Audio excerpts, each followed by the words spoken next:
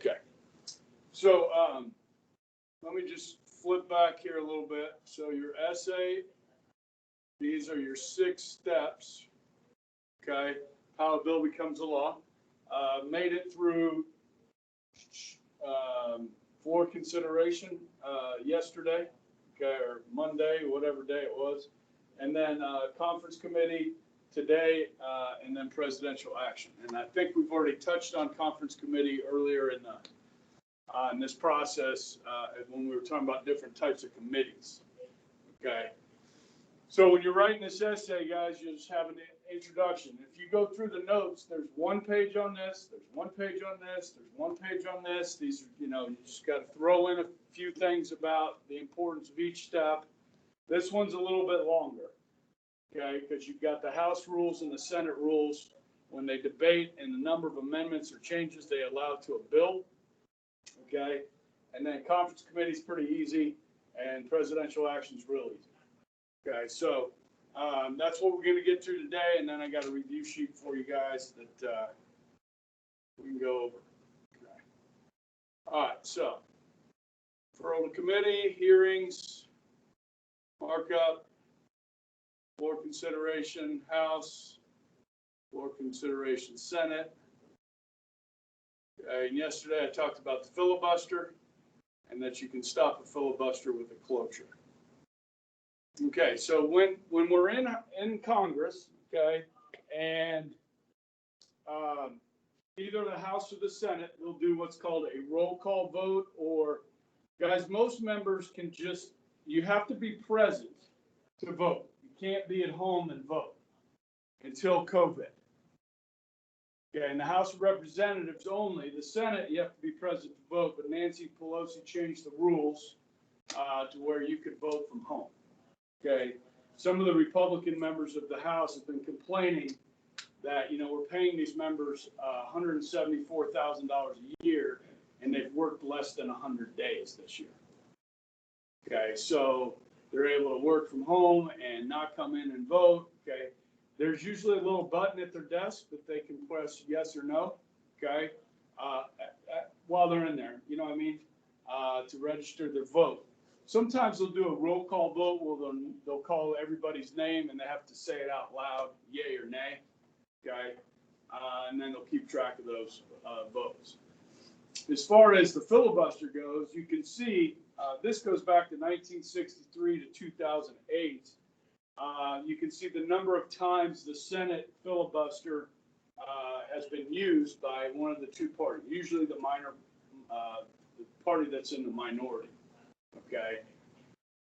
All right. So they vote. If it passes, okay, the House, and it passes the Senate, okay, then you're going to wind up generally with 2 different bills, version 1 and version 2. Because in the Senate, guys, there's not a lot of rules that they can change the bill. So the House usually passes the first bill because anytime it's going to use your money, spend our money, or tax us, it starts in the House, then it goes to the Senate if it passes the House. Okay, so the roles here are a little bit different between the 2. So bill is introduced, signed to a committee, goes to subcommittee hearing, subcommittee markup, full committee markup. This is where it's different between the 2. The House has strict rules committee, okay? Then the bill goes on the calendar, and then you get debate. Okay, over here, same thing, except there's no Senate Rules Committee.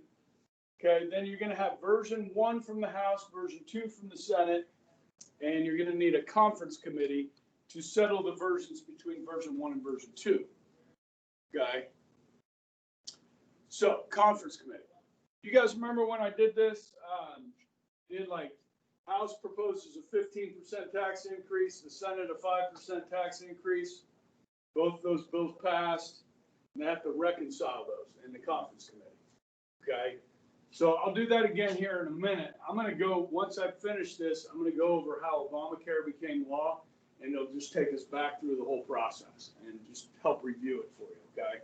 Okay, so you have 2 different versions: the House version, the Senate version, or version 1 and version 2. Members of the conference committee are usually from the committee that the bill came from. So In the House, if the bill started in the Ways and Means Committee, it'll be those members of that committee that will come to the conference committee. If over in the Senate, it was in the Budget Committee, those members of that committee will come to the conference committee. So you got House and Senate members working together. They've already worked on these bills. They know these bills because they are the ones that studied them to begin with. So there's room to compromise. If a bill makes it to the conference committee, there's a good chance it's going to pass. Okay, but they're going to have to work out the final version because the same bill has to pass both houses in order to go to the president. Okay, so they have to get the differences resolved and a report will be drafted. It's rare that a bill will fail. So if you look at the picture down here, the pictures, so you've got, members of members of the House over here, members of the Senate on the other side, and they're just working it out. Okay. And then the last step is the presidential action. He's got 4 options. The president does. If they send him a bill that's passed both houses, okay, obvious, he can sign it, becomes a law. He can veto it. All right. Now, there's 2 other ways. One way for it to become a law, one way for it to be vetoed. Okay. Okay. So both of these deal with Congress sending the bill to the president. The president has 10 days to act on this bill. Okay. If the president doesn't sign the bill, at the end of those 10 days, if Congress is in session, they're working, the bill automatically becomes law. If Congress is out of session, the president receives the bill 10 days, they're adjourned, they're out of session.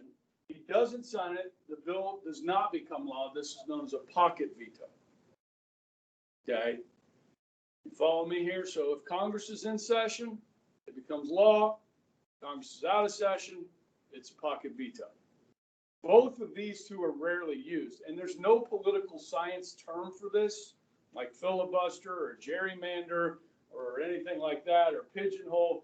It's a pocket veto. And then, so the first year I taught this class 21 years ago, I came up with a name for this seat, okay? And her name was Dawn Garens. I always give her credit, okay? And it's called the Ghost Rider Provision. So it automatically becomes law. It's kind of like a ghost signs it into law. Okay. So you can use that on the test. So you don't have to explain it. Okay. You can use ghost rider. All right. So that's the last step. So either the bill becomes law or it is vetoed or pocket vetoed. Yes? Good. All right. Okay. Let me do this. We go over this process with you, and then we'll hit the review sheet, okay?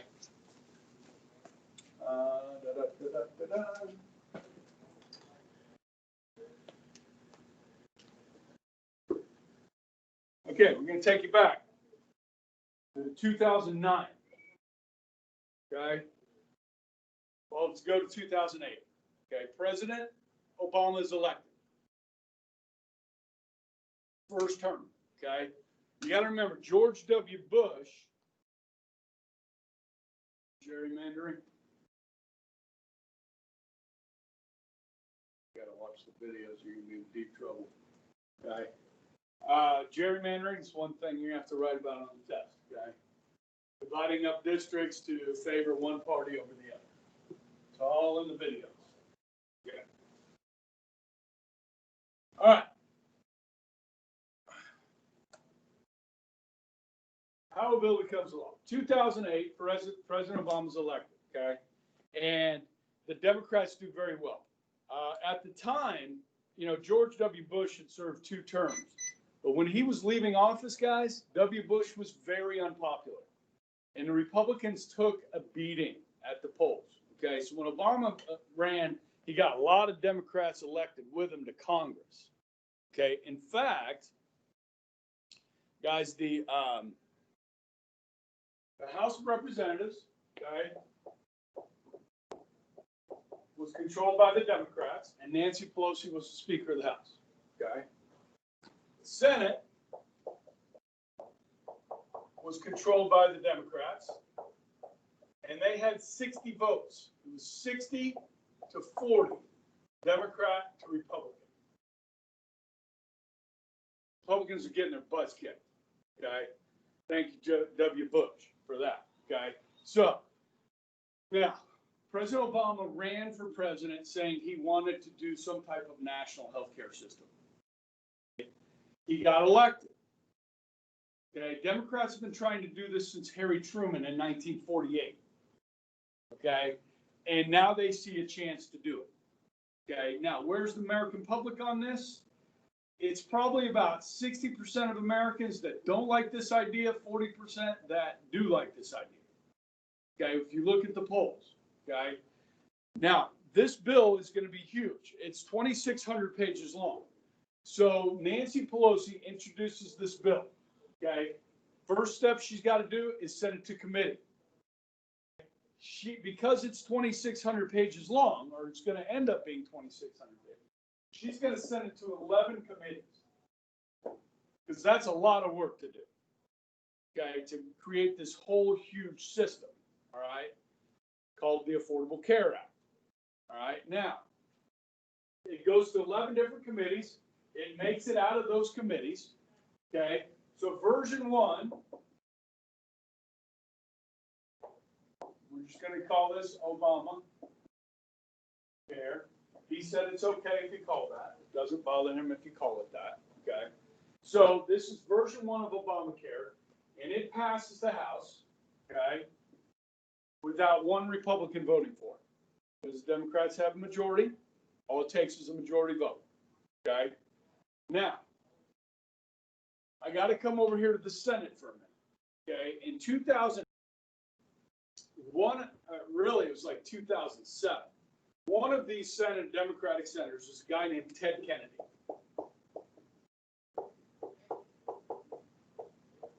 Ted Kennedy is the younger brother of John F. Kennedy, okay?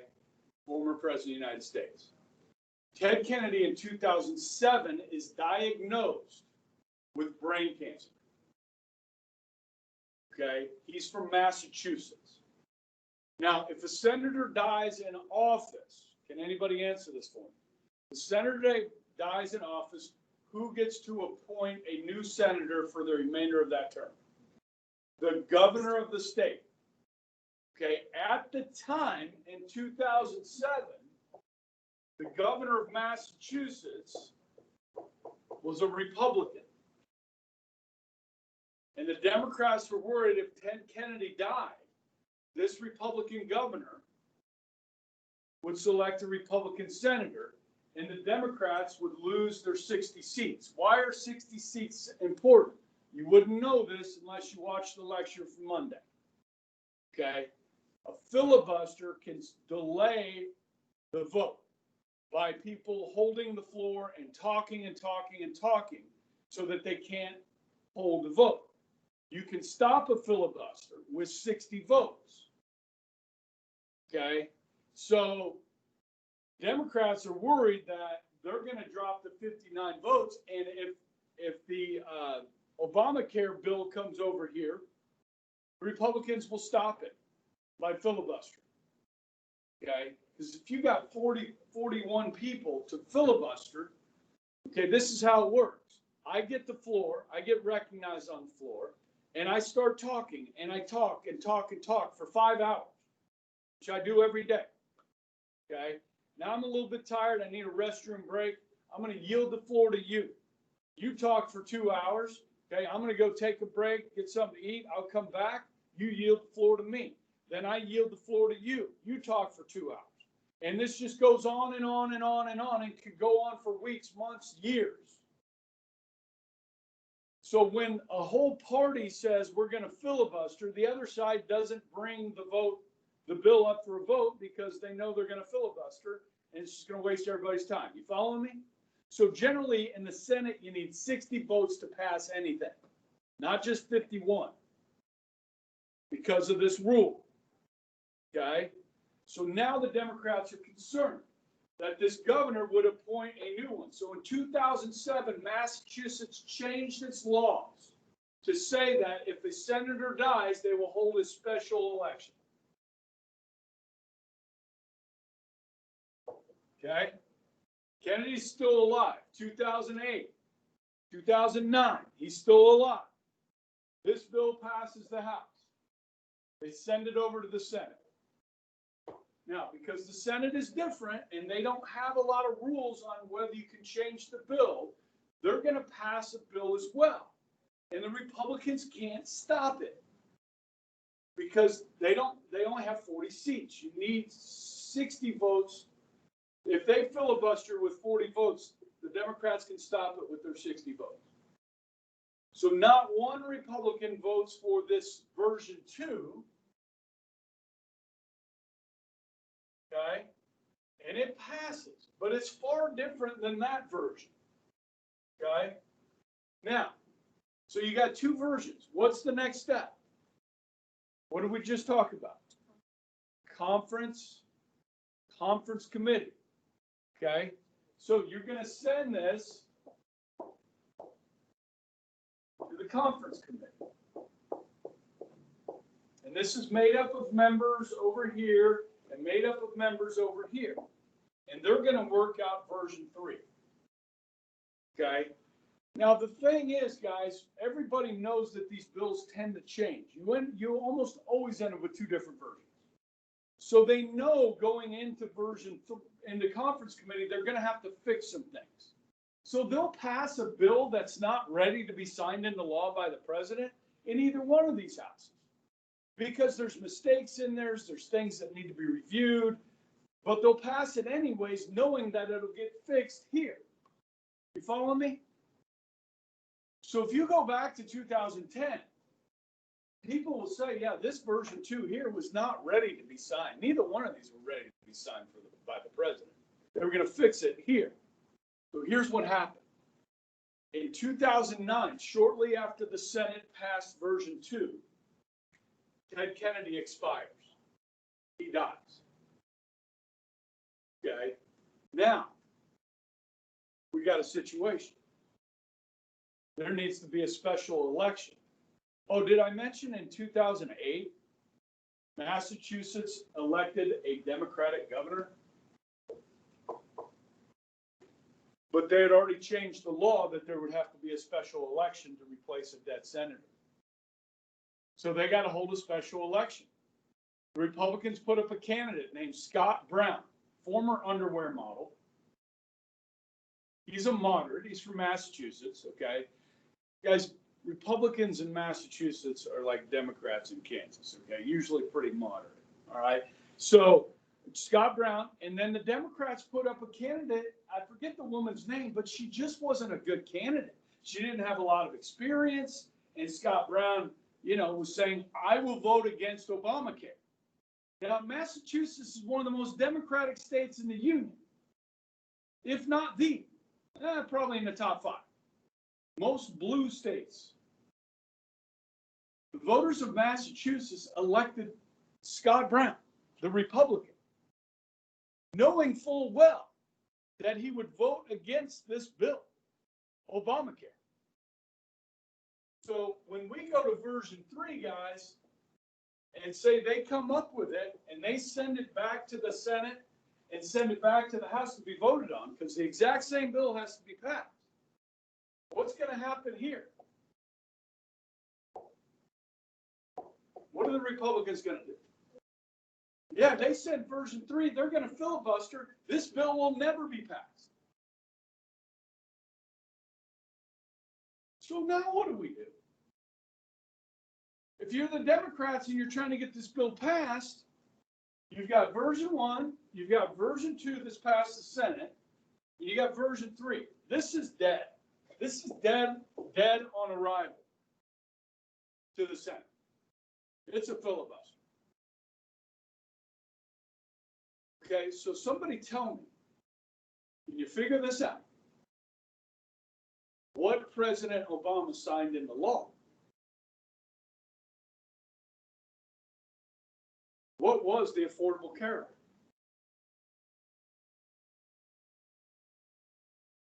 Anybody figure this out? It's kind of like algebra. Same bill has to pass both houses. So if Nancy Pelosi sends this bill back over to the Senate, version 1, and they vote on it, what's going to happen? Filibuster.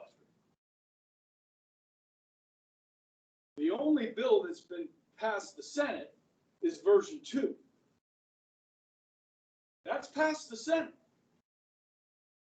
So what the Democrats are going to do is they're going to send version 2 back over to the House. And Nancy Pelosi will see that that gets passed in the House. So what became law? Version 2 became the law that was sent to the president after it passed both houses. Did that make sense to you? Did I explain that good? Okay, that's how we got Obamacare. Okay, now we knew, and Democrats at the time will tell you, this is a bad piece of legislation. It's not ready for prime time because they thought it would get fixed here, but it never got fixed. So Obamacare, when it became law, had all kinds of problems. Okay, to get it up and running because the law was not ready. It wasn't fully thought out. Okay, that's how our process works. Okay, now the Democrats are saying if they win those 2 elections, and I thought the election was on December 7th. The election is January 7th in the Georgia Senate runoffs. Okay, so there's 2 Senate seats in Georgia, January 7th. So we're going to wait another month for that. Find out who's going to control the Senate. You guys will be in history class by that time. So we won't get to talk about it. But maybe if you're paying a little bit of attention to what's going on, you'll hear about it and know who controls the United States Senate. Okay? Democrats are talking about doing away with the filibuster in the Senate. They already did it for judicial nominees. So they did that 5 years ago because Republicans were filibustering Obama's federal judges that he was appointing. They were filibustering. And so Democrats changed the rules. That you only need 51 votes in the Senate to confirm a judge. Well, dude, what goes around comes around. Trump's appointed 3 justices to the Supreme Court in 4 years. And all they needed was 51 votes. Okay, so that kind of backfired on them. All right, so I think having basically you need 60 votes to pass anything in the Senate is kind of a good idea. Because Obamacare, guys, changed the whole country. And not one person from the opposition party voted for it. In either house, no Republicans voted for it. If you're going to change the country fundamentally like that, shouldn't there be some support from the other side? I don't know. Maybe it's just me. But that's the rules of the Senate, and that's the way they've been for 150 years. And they're talking about changing it. Okay? Guarantee you, this will come back to bite Democrats if they change it. Okay? All right. Okay.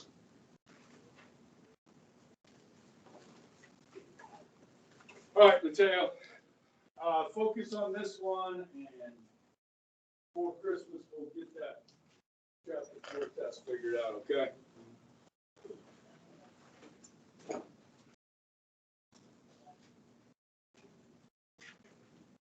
Okay. At the bottom, you might want to write, hey, I've got an essay to write on the 6 steps of how a bill becomes a law. Okay. I'll put this back up.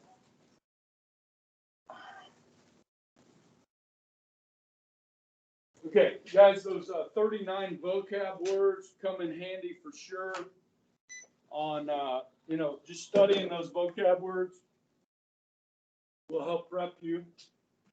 Test.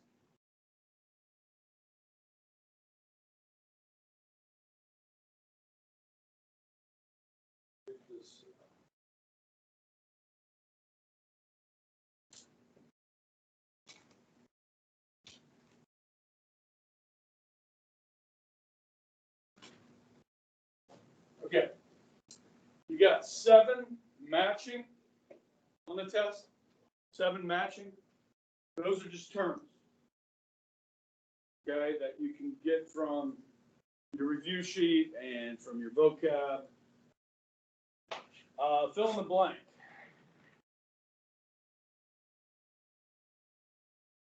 Nine, fill in the blank.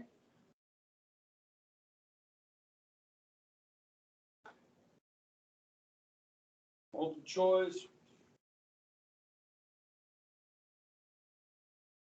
10. 4 true and false. You got a 5-point gerrymandering.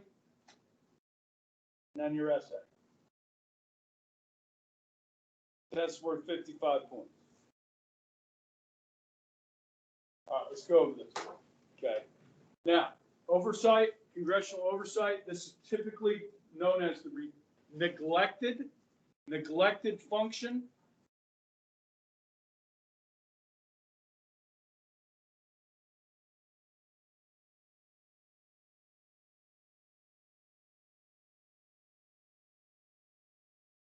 Okay. Traditionally neglected function. This is where, remember, the NSA is watching us. Who's watching the NSA, right? So the Congress oversees the behavior of the executive branch. That's congressional oversight.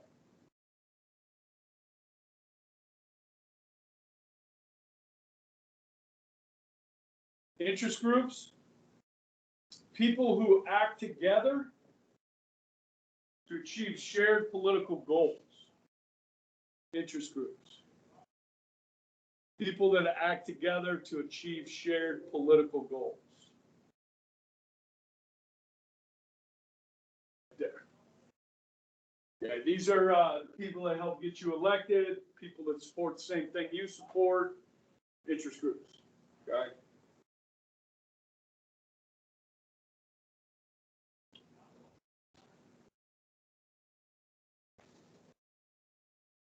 Immunity. Okay, remember the House and the Senate members of Congress have limited immunity.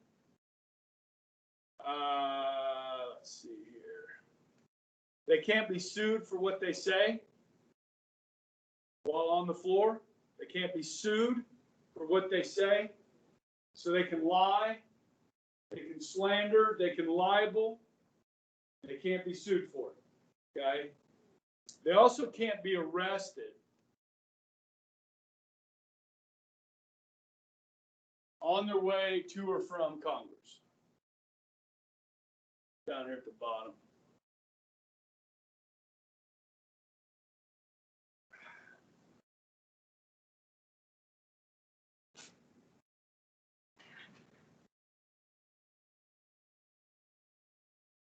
Okay. Electoral votes. Okay, a couple things, all right? How do we determine how many electors the state has? You can't just go with population. Not the right answer. So population determines how many people are in the House for your state, right? Then you got to add 2 for the Senate. Okay, so total number of members of Congress, House and Senate combined, gives you how many electors you have. Yes?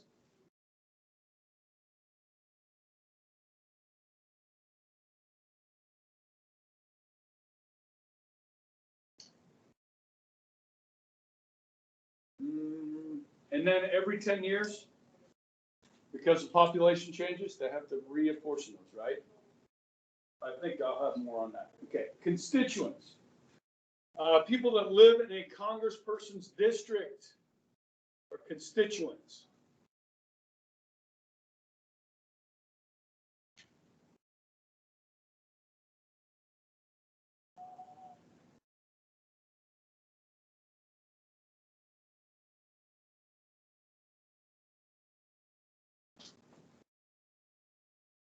People that live in a congressperson's district. Okay, House and Senate requirements. House, how old do you have to be?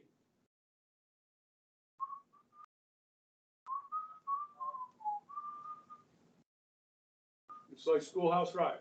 5, 10, 15, 20, 25 for the House. How long do you have to be a U.S. citizen from the House?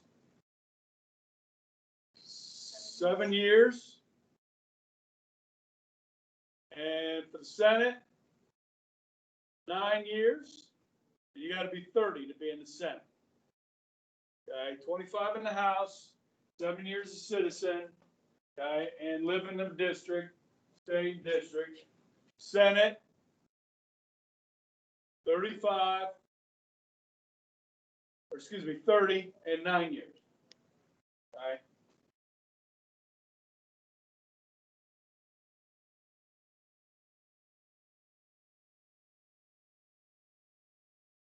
Ex post facto. You ready? A law that applies to an action. Law that applies to an action that took place before the law was passed. It's like a retroactive law.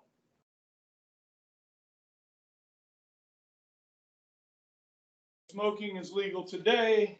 They pass a law tomorrow saying smoking is not legal, and they arrest you for smoking yesterday.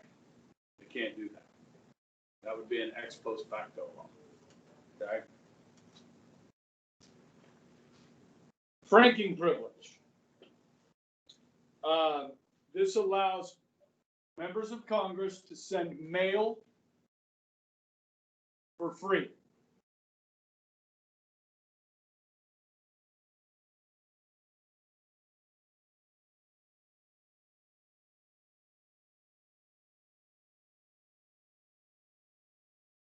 Impeachment. Impeachment means to formally accuse.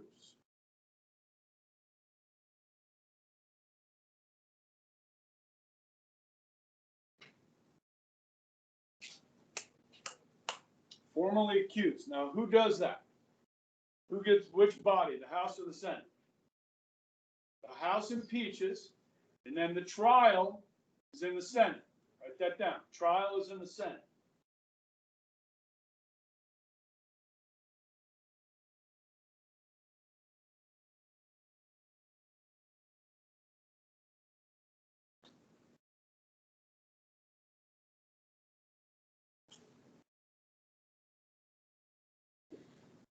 PACs.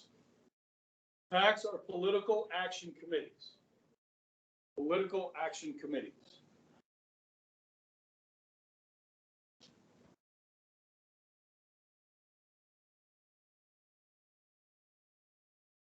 And they raise money, okay, to get members elected, to get, people elected. They're like the fundraising wing of interest groups, okay? So like interest groups have PACs, they raise money, spend it on candidates, okay? Apportion or apportionment or reapportionment, okay? What that is dividing up the 435 seats based on population, okay?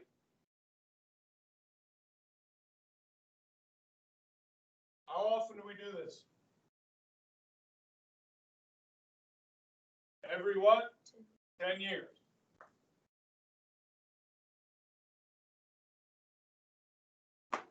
They will draw 435 districts, which is your next word, okay? Districts are geographical, I don't know if I have a better definition for this.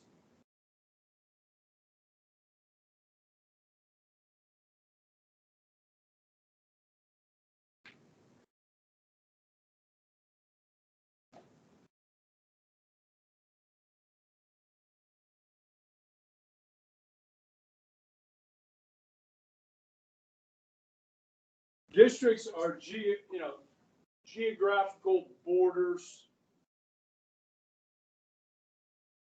that a congressperson represents. How many House districts do we have in Kansas? 4. Hopefully we will keep 4 after the census. Okay? Census is your official population count every 10 years.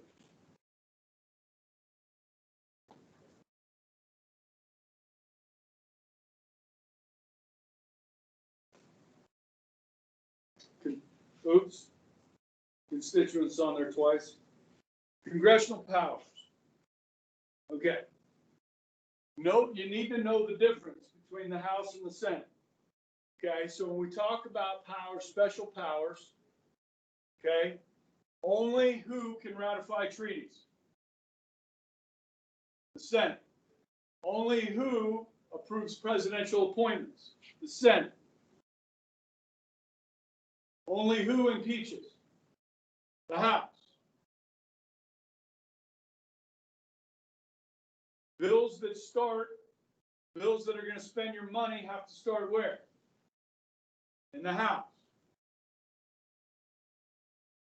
Okay, so you need to differentiate between the two.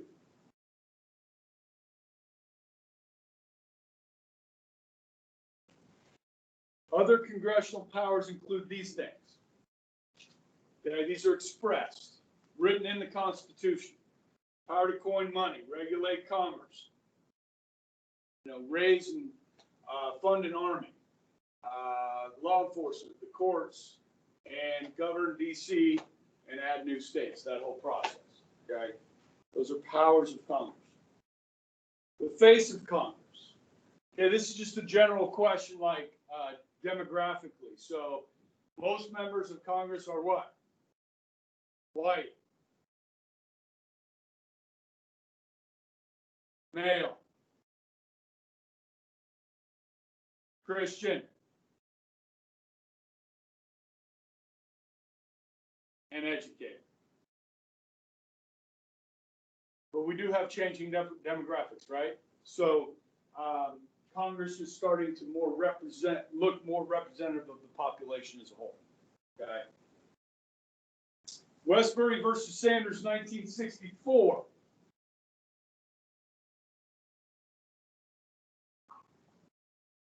Oh, we got to go the other way.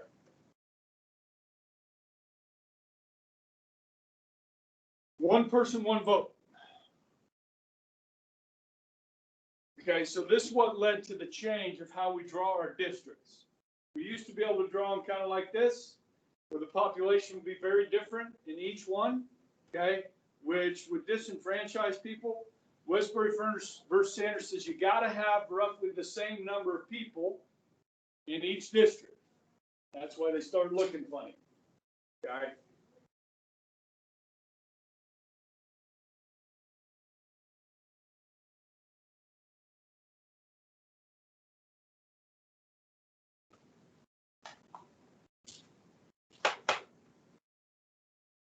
Okay. What are you doing? That started to like do stuff. Okay. How long is the House term? Member of the House serves for how long? House. All 435 members of the House are up for re-election every 2 years. You know how many Republicans lost their seats in the House in 2020? 0. So every seat that was lost by an incumbent, somebody that holds the office, was a Democrat. Okay.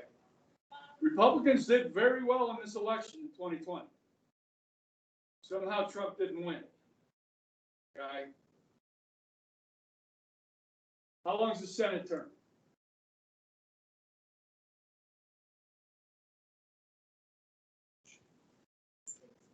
6 years.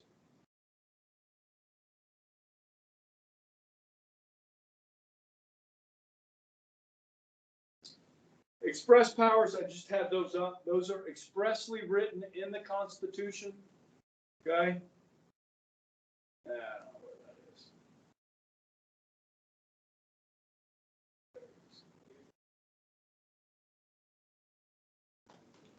Presidential appointments. What type of people does the president appoint? Yeah, he appoints federal judges, ambassadors,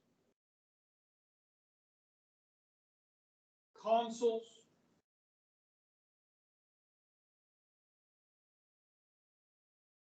and cabinet members.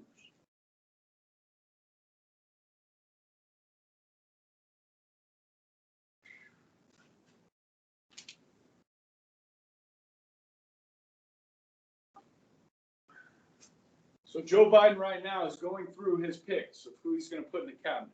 Those will all have to be approved by the Senate. Okay. Davis versus Vandermeer, 1986, said extreme cases of gerrymandering are unconstitutional.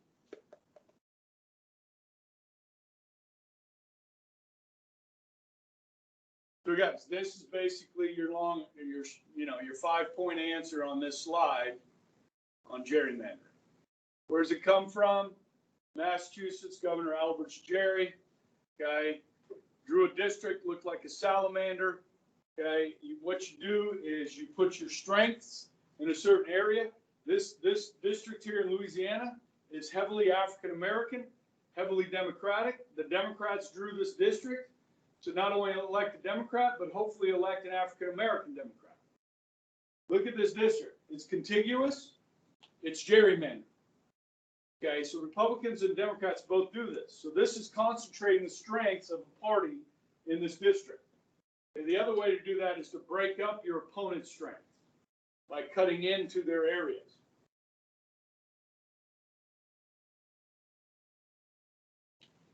And that's gerrymandering at the bottom. Okay, and then you've got your 6 steps. Let's list them real quick. Okay, you can write this on the back or at the bottom. 1, referral to committee.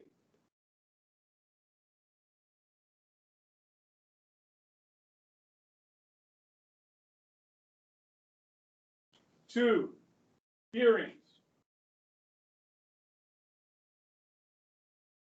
3, markup.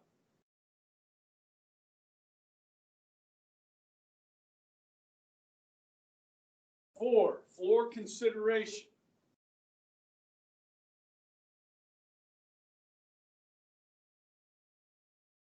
'Remember, you got House floor and Senate floor. 5, conference committee, and 6, presidential action.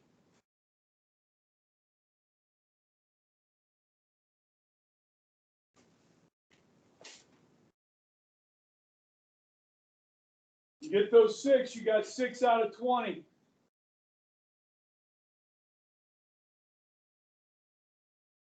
Add an intro and a conclusion, you got 8 out of 20. What you get the rest of the way is up to you.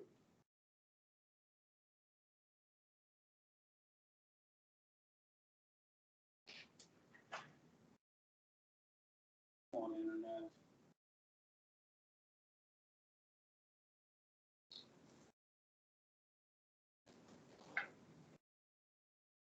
And the conclusion.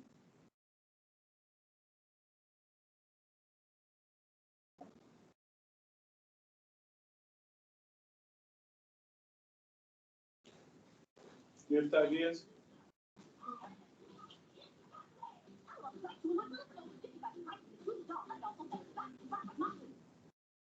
Your body grows big, your mind grows smaller. It's great to learn, 'cause knowledge is power.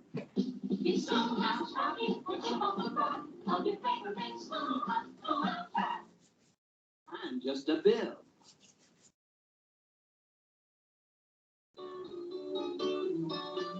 Whew, you sure gotta climb a lot of steps to get to this Capitol building here in Washington. Well, I wonder who that sad little scrap of paper is. I'm just a bill. Yes, I'm only a bill.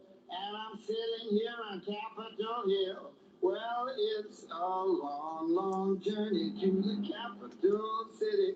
It's a long, long wait while I'm sitting in committee. But I know I'll be a law someday. At least I hope and pray that I will. But today I am still just a bill. Gee, Bill, you certainly have a lot of patience and courage. Well, I got this far. When I started, I wasn't even a bill. I was just an idea. Some folks back home decided they wanted a law passed, so they called their local congressman, and he said, "You're right, there ought to be a law." And he sat down and wrote me out and introduced me to Congress, and I became a bill. And I'll remain a bill until they decide to make me a law. I'm just a bill. Yes, I'm only a bill. And I got as far as Capitol Hill. Well, now I'm stuck in committee and I sit here and wait while a few key congressmen discuss and debate whether they should let me be a law. I hope and pray that they will. But today I'm still just a bill.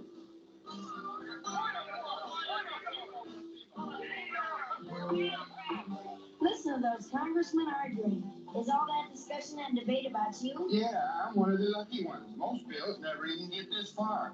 I hope they decide to report on me favorably, otherwise I may die. Die? Yeah, die in committee.